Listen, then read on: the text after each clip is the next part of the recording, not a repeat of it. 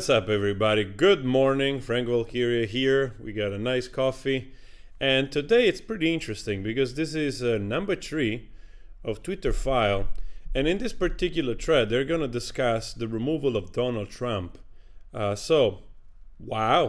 Let's dive straight into it. This is Matt Taibbi, or Taibbi, I don't know exactly how to pronounce, I apologize. So he's reporting on this through Twitter, thanks to Elon Musk releasing all these files to the public, which I think, honestly, it's pretty unprecedented. So the world knows much of the story of what happened between riots and the Capitol on January 6 and the removal of President Donald Trump from Twitter on January 8. Honestly, I think that Capitol Hill thing was exactly what yesterday I told you about. When people get silenced, they get radicalized. And if anything, that example of people storming Capitol Hill most likely would not have happened if there was a more balanced way of communicating and confronting each other. I'm just saying, maybe I'm wrong, but I'm just saying. We'll show you what hasn't been revealed. The heroism of standards within the company in months before January 6th decision by a high-ranking executive to violate their own policies, and more against the backdrop of ongoing documented interaction with federal agencies. Wow. The first installment covers the period before the election through January 6. Tomorrow, we'll detail the chaos inside Twitter on January 7. On Sunday, we'll reveal the secret internal communication from the key data on January 8. Wow. Whatever your opinion on the decision to remove Trump that day, the internal communication at Twitter between January 6 and 8 have clear historical import. Even Twitter's employee understood in the moment it was a landmark moment in the annals of speech. So is this the first sitting head of state to ever be suspended? All right. As soon as they finished banning Trump, Twitter Access started processing new power. They prepared to ban future president and White houses, perhaps even Joe Biden. The new administration says one execs will not be suspended by Twitter unless absolutely necessary. Wow, this is totalitarian stuff, man. And again, I don't particularly, I'm not a Trump supporter. I don't even live there. I have, of course, family in the US. And in that sense, I feel very close because through the reality of my sister and my nephew and so on and so forth. But I don't have a particularly interest in Trump, honestly, neither in Biden. So a state tour in, let's see, what is this? So ban evasion policy. It is clear that another account is being used for the purposes of evading a ban. It's also subject to suspension. Okay, that's probably in regard maybe if Trump will be back. We will not suspend those accounts, but will take action to limit their use. However, these accounts will be transitioned over to the new administration in due course and will not be suspended by Twitter unless absolutely necessary to alleviate real-world harm. So, you've seen that also Elton John has declared that it's moving away from Twitter, stating that he didn't like this information, and Elon Musk replied to him and asked if he could point out to a specific form of misinformation that he was exposed to. No comment yet from the singer. Twitter executive removed Trump in part over what an executive called the context surrounding action by Trump's supporters over the course of the election and frankly last 4 years. In the end, they looked at the broad picture, but that approach can cut both ways. So, I, Vijaya, this is, I think, it was the head of this department. I'm working on Twitter. I'm working on my team to put together a doc to share with you with POV from research, our academics with whom we have been working, and DJT's language as coded incitement to further violence.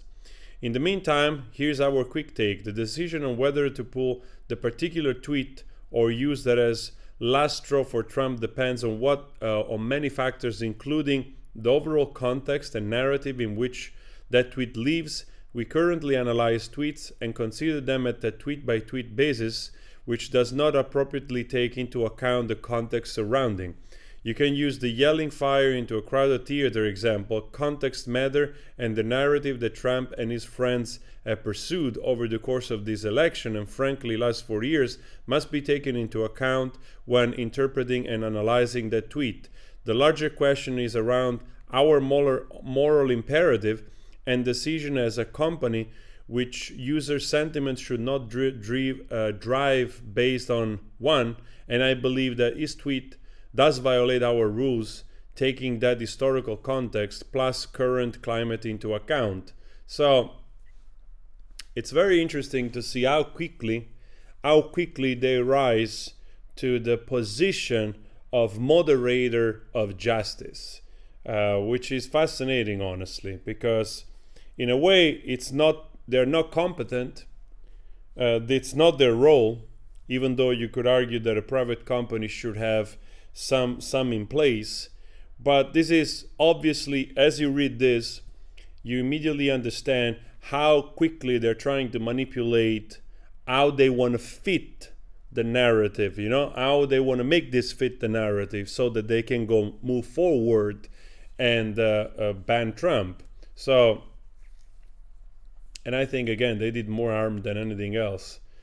So the bulk of the internal debate leading to Trump's ban took place in those 3 January days. However, the intellectual framework was laid in the months preceding the Capitol riots. Before January 6, Twitter was a unique mix of automated rules-based enforcement and more subjective moderation by senior executive. As Body Waste reported, the firm had a vast array of tools for manipulating visibility. We saw that yesterday, that they have a visibility filter which they applied to content creators, to people utilizing Twitters, those that they deemed dangerous in whatever capacity. So as the election approached, senior executive, perhaps under pressure from federal agencies with whom they met more as time progressed, increasingly struggled with rules and began to speak of vios as pretext to do what they would likely have done anyway. So remember that Elon Musk also found out that one of the higher lawyers in Twitter was actually an ex-FBI agent. So there's a lot of shady stuff going on. And again, I have to admit, if this was done by people leaning right, for instance, right? Anybody that has power and follow a particular political agenda and corrupts that power, to me it's wrong. To me it's not about left or right. Obviously the left here, the Democrats, the people, activists leaning Democrat, being Democrats, so on and so forth, they felt the authority, they felt the entitlement of being righteous enough to make these choices for everybody else. So that's an entire different discussion if you want to. After January 6, internal slacks showed Twitter executive getting a kick out of an intensified relationship with federal agencies. His trust and safety head, Yoel Roth, lamenting a lack of generic enough calendar description to concealing his very interesting meeting partners. So let's see. Hey, it happens. I'm a big believer in calendar transparency, but I reached a certain point where meetings became very interesting to people, and were meeting names generic enough to cover. Anyway, let me know. Very boring business meeting that is definitely not about Trump. Pretty much. Definitely not. Meeting with the FBA, I swear. Okay, wow. Did meet with the FBA though. Sorry, I needed a sip of coffee. So this initial report, based on research, searches, oh god damn it, I cannot see it. Searches for doc linked to prominent executives whose names are already public. They include Roth, former Trust and Policy Chief Vyaja Gadde, and recently Plank-Walked Deputy General Counsel and former top FBI lawyer Jim Baker. This is the guy that I was talking to you about. One particularly Slack channel offers a unique window into the evolving thinking of top officials in late 2020 and early 2021. On October the 8th, 2020, executive opened a channel called US 2020 XFN Enforcement through January 6. This will be home for discussion about election-related removal, especially ones that involved high-profile accounts, often called VITs, or very important tweets. So let's read this together. Hey everyone, starting tomorrow, October 9th, until November 15th, this channel will be used for the following reasons related to the US 2020 elections. Trends identified that require scaled investigations, high-profile accounts escalation that potentially requires P2211 soft intervention, scalable solution required, edge cases for XFN consultation, highlight tech issues, bugs, tools outage, Jira tickets.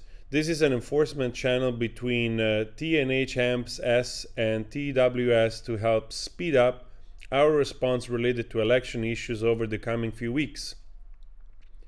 Get will start providing a handover steering APAC shift tomorrow, Friday, October now, using the following template. Alright, anyway, we got the picture here of what they're doing. There was at least some tension between safety operation and larger department whose staffer used a more rules-based process for addressing issues like porn, scams and threats, and a small, more powerful cadre of senior policy excess like Rock and Ged. I have to admit, many have claimed that slur and other things have increased on Twitter. Maybe it's the people I follow. I haven't seen, honestly, anything of that. That's my experience, at least from what I follow, what I search. So I don't see none of that anywhere so far in my small experience. But of course, everybody probably searching for something else. Anyway, seems like all right to me. The latter group were a high-speed Supreme Court of Moderation issuing content ruling on the fly, often in minutes based on guesses, gut calls, even Google searches, even in cases involving the president. Wow, they were very quick. I mean, can you imagine, like I said, can you imagine those people having to make those type of decisions, which they're quite complicated when it comes to legal issues and pertaining to the rules of the platform. And this doesn't sound very legal to me, but again, I'm not an expert. Hi everyone, I received this escalation just now, probably about Trump. Breaking news. 50,000 Iowa voters getting wrong absentee ballots, out of control, a rigged election. So,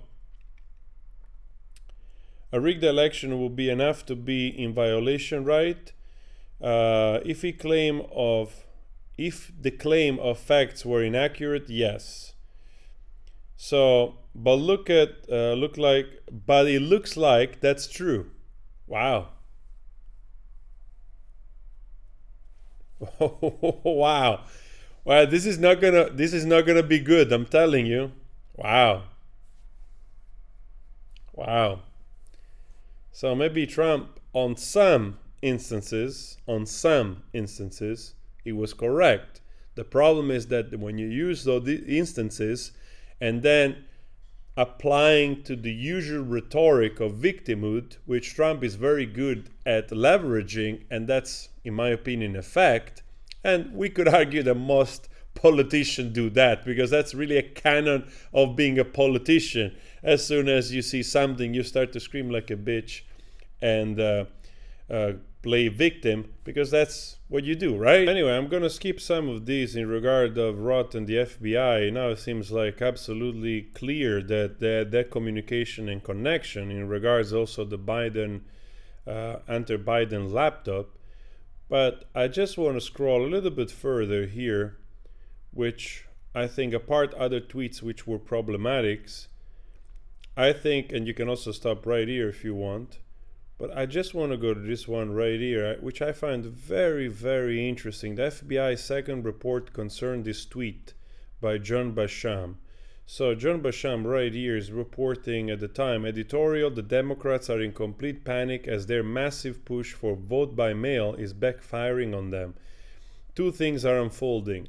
One, an unexpected number of registered Republicans are returning ballots. Two, between 2% and 25% of ballots by mail are being rejected for error.